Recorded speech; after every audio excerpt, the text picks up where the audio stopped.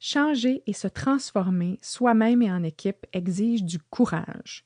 Le courage d'oser faire autrement, de sortir de sa zone de confort, de faire des erreurs et des faux pas.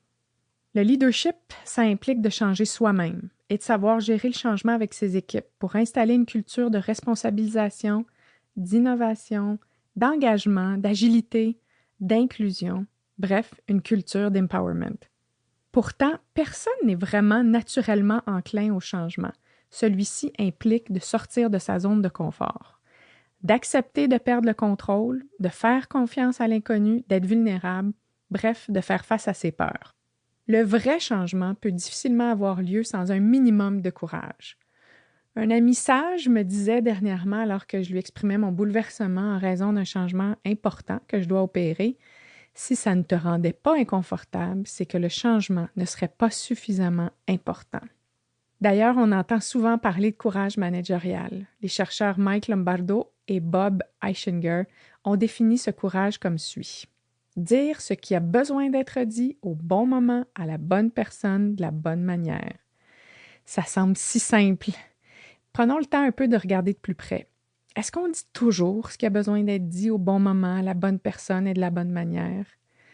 Voyons ici un peu les conditions qui nous permettent de véritablement insuffler une nouvelle culture au sein de notre organisation. La gestion avec la tête, le cœur et le courage. L'instauration d'un leadership contextuel et la capacité d'avoir des conversations difficiles.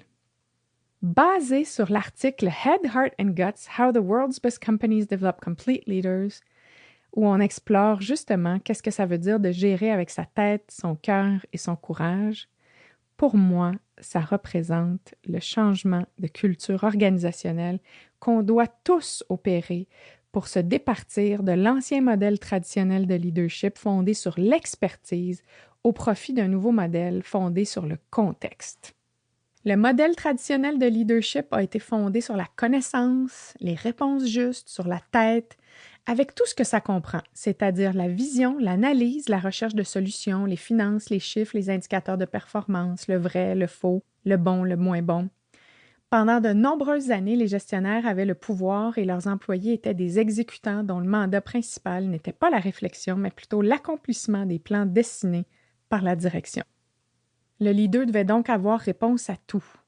Selon cette forme de gestion et cette réalité d'affaires, le leader doit comprendre la stratégie et la structure et compter sur sa propre expertise pour apporter de la valeur. Il défend invariablement son point de vue. C'est ainsi qu'on porte une vision et qu'on prend des décisions stratégiques. Ce modèle a été longtemps pertinent, il ne l'est plus. Nos organisations ont évolué, l'environnement d'affaires est dynamique, les changements sont majeurs. Je connais aucune entreprise qui prône le statu quo comme modèle d'affaires ou comme culture d'entreprise qui puisse réussir à long terme. Les besoins de nos clients évoluent, les changements, qu'ils soient d'ordre technologique, organisationnel, sanitaire ou autres, font maintenant partie de notre quotidien. Dans ce monde de VUCA, nos employés doivent réfléchir, s'adapter, évoluer, collaborer, créer, co-créer et innover pour que l'entreprise ait du succès. Cet environnement d'affaires changeant exige que soit mis et remis en question notre modèle traditionnel de leadership.